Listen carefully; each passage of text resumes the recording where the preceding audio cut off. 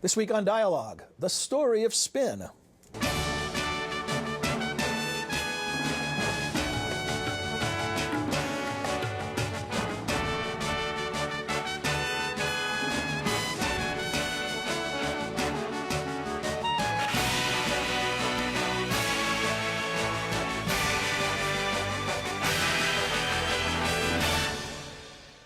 Welcome to the Woodrow Wilson International Center for Scholars in Washington, D.C. I'm John Molesky. Each week, Dialogue explores the world of ideas and issues in international affairs, history, and culture. Our guest this week is David Greenberg. David is a professor of history and media studies at Rutgers University. He's also an author and journalist. He's written the History Lesson column for Slate since 1998 and has been a contributing editor for The New Republic. He's currently a fellow at the Wilson Center working on a project titled The Story of Spin, Presidential Persuasion from Theodore Roosevelt to George W. Bush. Thanks, David. Welcome to it. Well, thanks. Let's start with the definition. What are you calling spin? How do you describe spin? What is it? Yeah, and this is tricky because spin, I think, to a lot of people has negative connotations. Guilty as charged. Right. Yeah. You know, the one definition of spin is damage control or deception or even lying. Or spinning the truth. Spinning the truth. But, you know, in another way, spin is simply putting one's spin on the truth. That is, it doesn't necessarily involve lying. Spinning is the way we present our arguments, the way we select and present facts to make our case. And in the political realm, we used to have terms like publicity. Propaganda used to have a more benign connotation before it kind of took on this totalitarian baggage.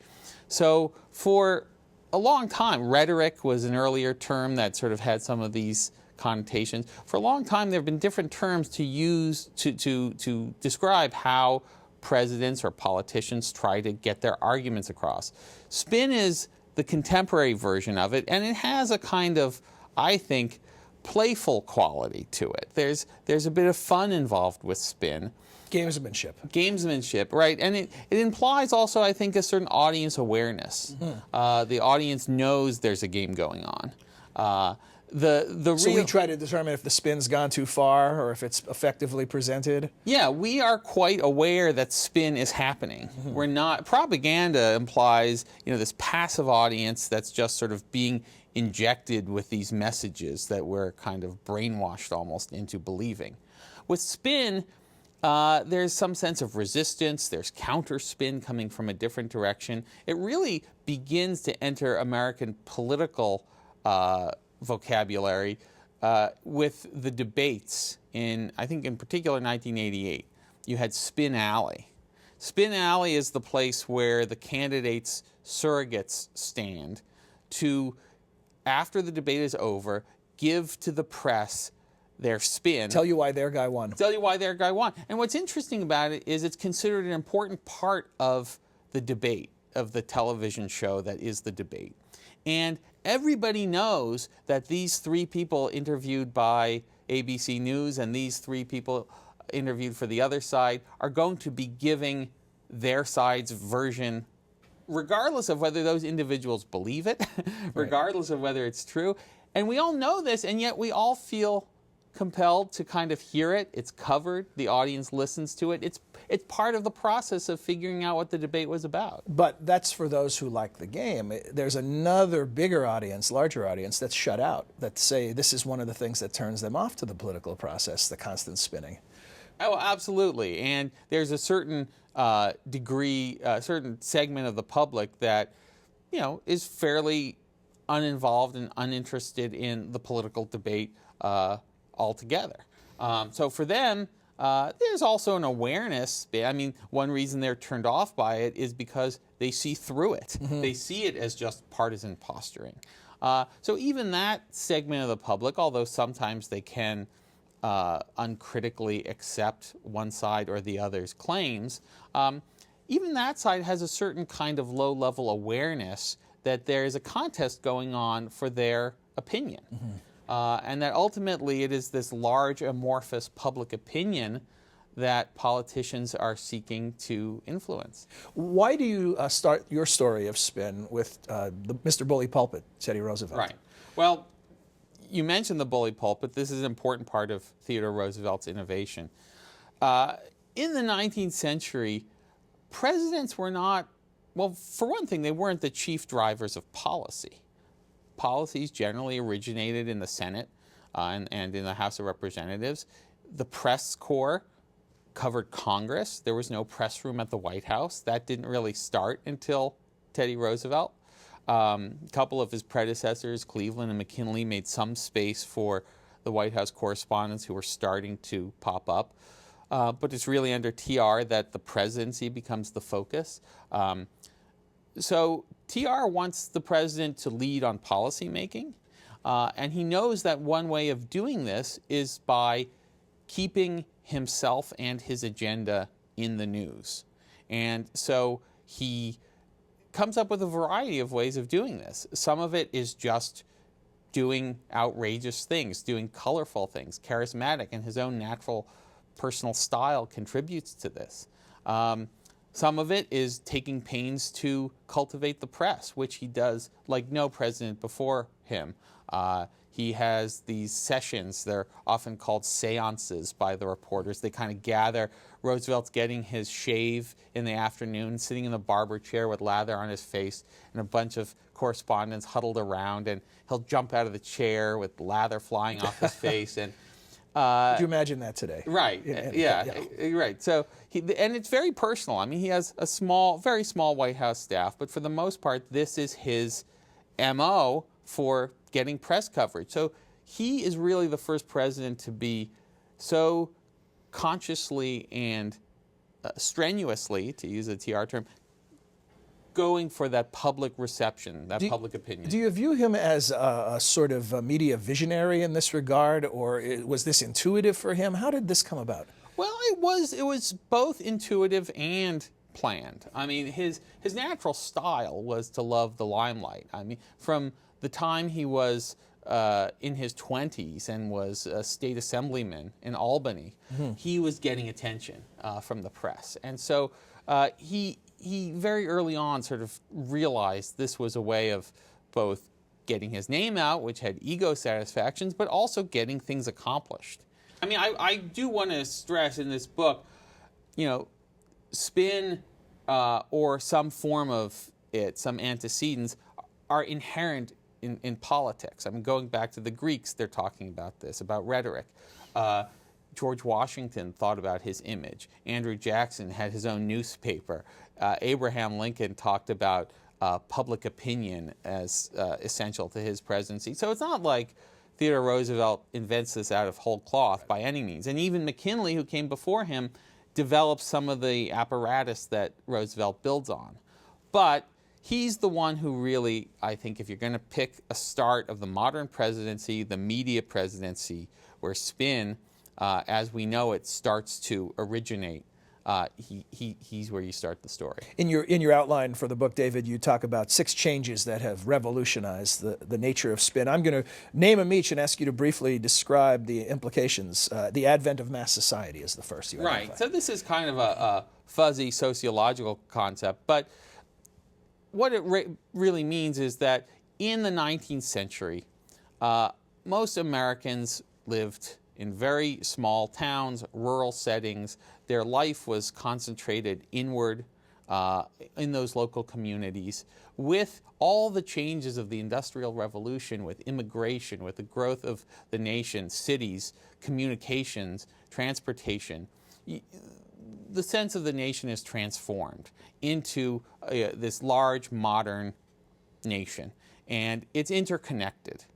And with that, you have this much larger public, which also is becoming more expansive in terms of who's involved in the public polity. That is, the extension of the vote to African Americans, 1920, the extension of the vote to women. So the notion of who is in the body politic is expanding. So that by 1900 or 1920, the notion of the public opinion is this huge amorphous mass rather than, the gentleman. In the 19th century, one of the British political scientists describes public opinion as the opinion of the bald-headed men on the back of the omnibus, the sort of the elite of society. now the public has changed. And I guess globalization is the next evolutionary step in that. Yeah, very much so. Yeah. And more we see presidential rhetoric evaluated in terms of how does it play overseas. Mm-hmm. The next change you mentioned is the emergence of the so-called independent citizen. Right. So in the 19th century, too, you had a party system that by and large determined how people voted. It dominated politics. As reformers tried to clean up the party system, get rid of the bosses, all of the corruption, lots of reforms were introduced. One of the most important was the secret ballot, which a lot of people don't know really didn't come into widespread practice till 1880s, 1890s. And with that, the individual citizen is empowered to make decisions about who to vote for. It used to be you would go in, you were a Democrat, you got the ticket, it had all of the Democrats on one ticket, you punched the ticket, you voted the straight ticket, and you put it in a ballot box in full view of everyone. So privacy, secrecy, individual judgment come, you can vote for a Republican here and a Democrat there, you could vote different from how you did 4 years ago. All of this starts to change, and with that, presidents and politicians generally now have to reach the public, all these individuals, instead of just having your party bosses and the ward healers kind of drum up, turnout, and you used to in the 19th century have these high turnout elections. Now there's lower turnout because a lot of people fall into this group that is more disaffected from politics. They don't belong so closely to either party. So there's pros and cons in the demise of parties. So I hear you describe that. I have an association with not just the nature of citizens changing, but candidates change in this formulation too, because no longer is a presidential candidate drafted by his or her party. They volunteer. Right. And you have this phrase, political scientists use, candidate-centered politics. Mm-hmm. And that actually makes spin even more important because you now have to sell this individual candidate, sometimes someone who's not terribly well known to the public before their nomination. And with these more independent voters, either literally independent, that is not in a party, or just freer to make up their own minds, you have to make sure your candidate is solid, and it's not just voting the party line. The rise of mass media. I'm sure a lot of people will associate this with the rise of spin. Right, exactly. And, we talked about this a little bit with Roosevelt and the mass circulation newspapers. That's, the first element of mass media. Newspapers are old, but in the 1890s, you have these huge circulation newspapers. The cities are kind of full of newspaper readers. And people stop kind of following just the editorial line, again, just like they stop following the party line, and read the news. So getting in the news is important. Getting on the front pages. Photography starts to enter the newspapers. So Roosevelt will do things like hold up the signing of a Thanksgiving Day proclamation until the AP photographer arrives, because he knows that photograph is what's going to put him on page one. Then, of course, you have the newsreels. McKinley appears in the first campaign film, a short little newsreel in 1896. But by Wilson's presidency, and especially by Calvin Coolidge, the newsreels are really part of the regular apparatus of how presidents present themselves. And then, of course, radio becomes the other key piece of the mass media, also in the 1920s. And again here, Coolidge, about whom I wrote a short biography, is sort of this unsung pioneer. I mean, between newsreels and radio, he's really kind of using these new media beyond newspapers. And, Theodore Roosevelt, it was estimated, reached maybe 13 million people his whole life, heard him speak. Coolidge reached that many with one speech. That many people knew his voice, heard him speak, saw him move in 3 dimensions and full motion. So there was this sense, somewhat artificial or imagined, of intimacy that you start to get with TR, but you get even more with Coolidge. I feel that the dread building as we move to the great demon television that has Right. ruined everything. But you know, your description makes me think how much of spin is driven by the sort of the medium is the message notion. That you mentioned radio, as we react to it as a sense of intimacy. You're often the image of somebody lying in bed in their dark room with the radio on, and so it's a very intimate setting. Television plays to emotions because of our reaction to images. How much is this part of the spin cycle, the individual medium? Well, I think it's very important. You know, it's somewhat hard to kind of disentangle, I think, how television versus radio, for example, really shapes the kind of political messaging or the kind of candidates we get. But it is significant, I think, that, you know, Warren Harding, who's elected in 1920, is the first president whose looks really matter centrally to his election as president. That here was this handsome guy. He looked kind of like Frank Langella. Mm-hmm. You know, people didn't know a lot about him, but he looked regal and dignified. And you know, this is sort of part of what makes him popular when he's introducing himself to America in 1920. With radio, you know, Coolidge had this sort of nasal New England quacking voice that in person sounded kind of harsh, but on radio people liked it. You know, even his critics said it had this sort of soothing quality. And FDR, of course, even more so. So candidates and politicians are forced to use the media that are available to them, and you know, to some degree, those who succeed are those who have the natural or practiced affinities with those media. I'm going to skip over a redefinition of the presidency in the interest of time, because you've touched on some of the aspects of that. So we'll go to, this is a very interesting one, this flourishing of the consumer culture. Right. How does that fit the spin narrative? Right. So partly it's the techniques of salesmanship that become part of spin.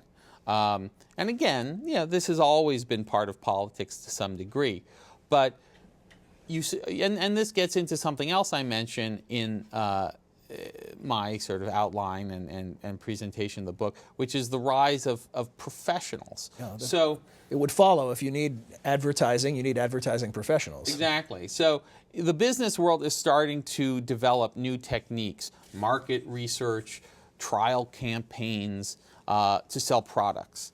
And it's not long before they become aware that this can be done in the political realm as well. So again, in 1920, Albert Lasker, who is the president of Lord and Thomas Advertising Agency, one of the three biggest in the country at that time, goes to work for the Republican National Committee doing their publicity and advertising to try to use some of these techniques and ideas that are developed to move goods and services in the world of commerce to apply them to the political realm. And since then, you know, we've seen a kind of endless back and forth between political advertisers and private advertisers and political PR people, and it's no longer clear if we can even really talk meaningfully about distinctions between private and public because there's so much overlap.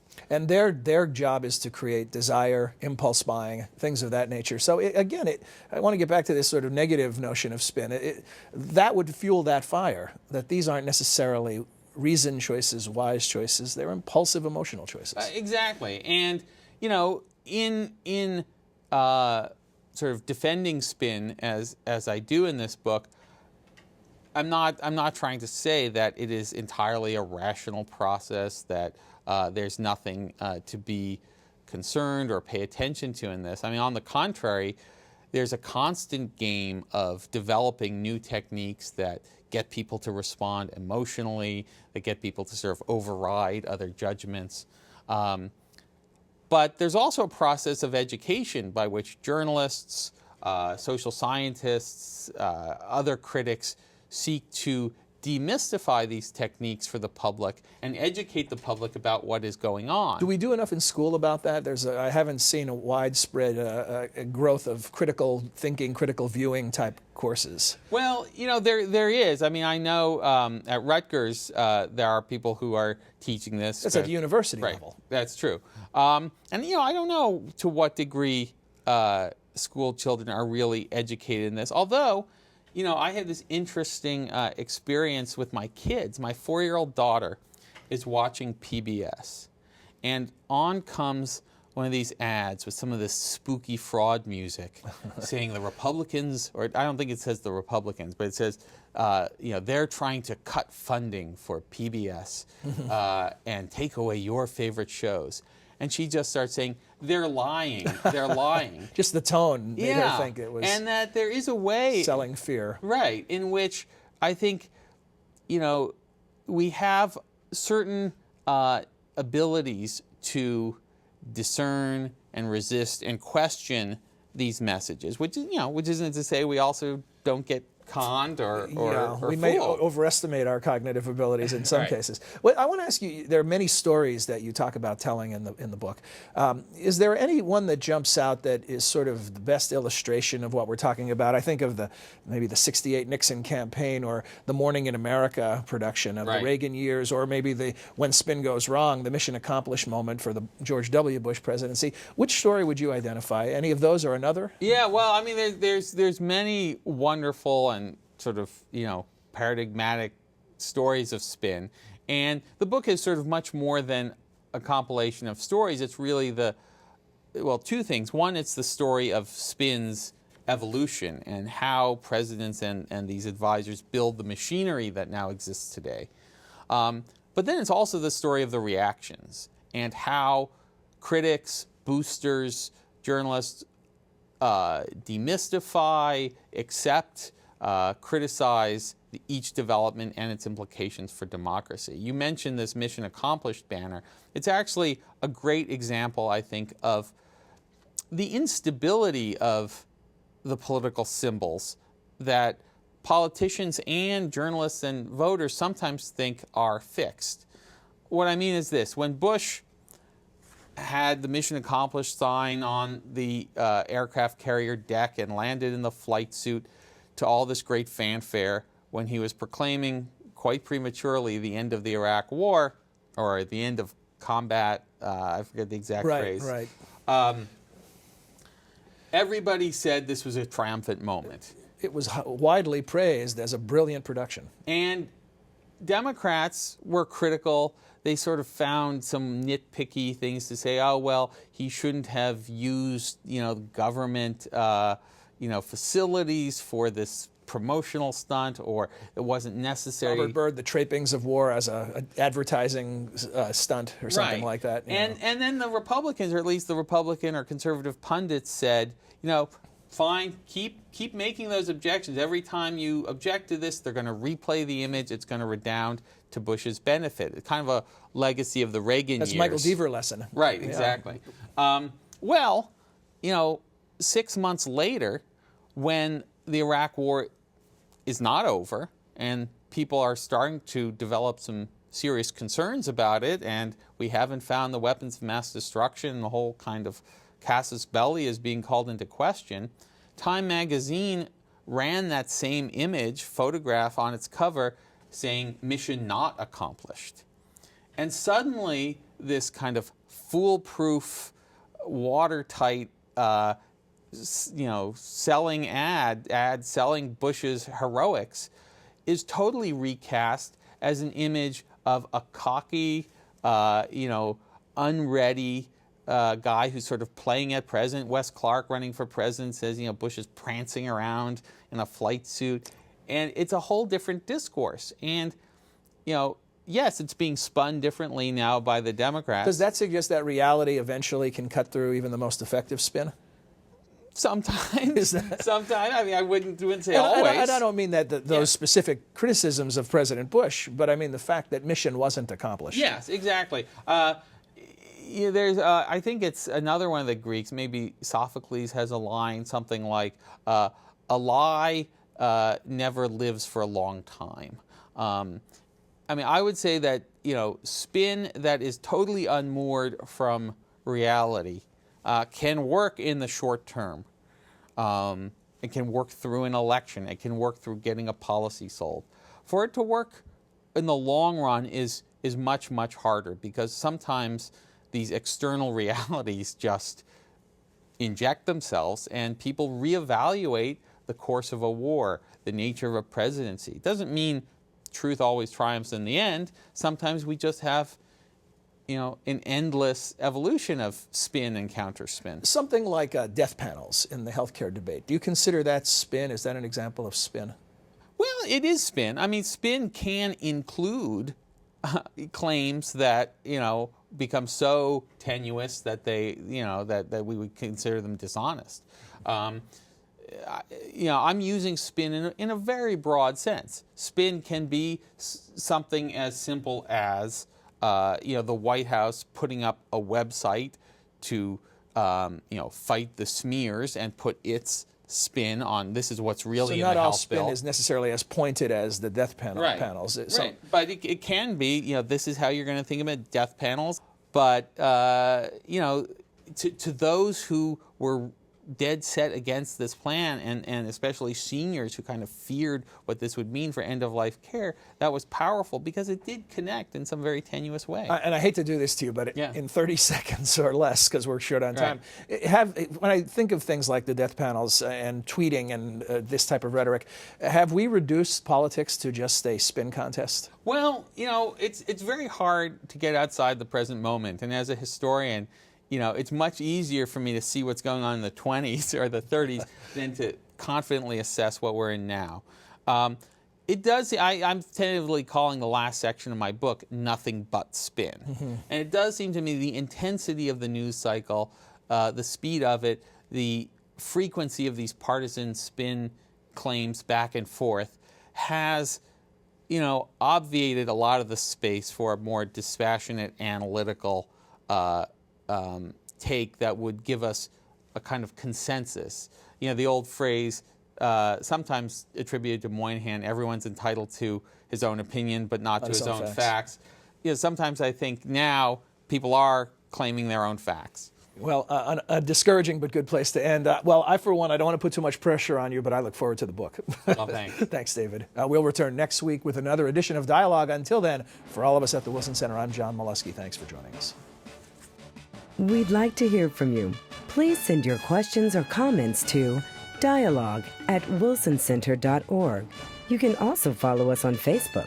Search Dialogue Radio and Television. Our host Twitter feed is twitter.com/John Milewski. Dialogue is a co-production of the Woodrow Wilson International Center for Scholars and MHZ Networks.